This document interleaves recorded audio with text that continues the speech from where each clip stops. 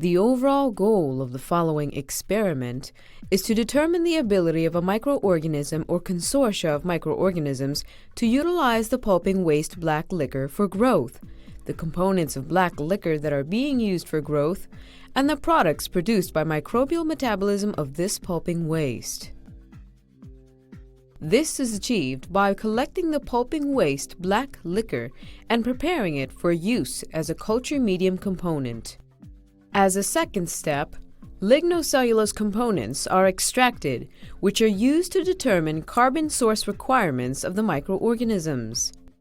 Next, media are prepared, inoculated, and analyzed for microbial growth in order to determine the ability of the microorganisms to grow on black liquor and its components.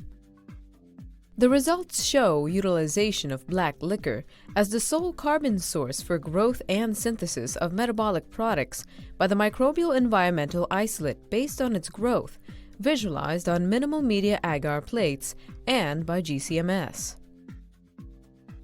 We first had the idea for this method when we were discussing the possibility of microbes being able to grow on pulp waste products, and that we might be able to isolate these microbes directly from a pulp mill.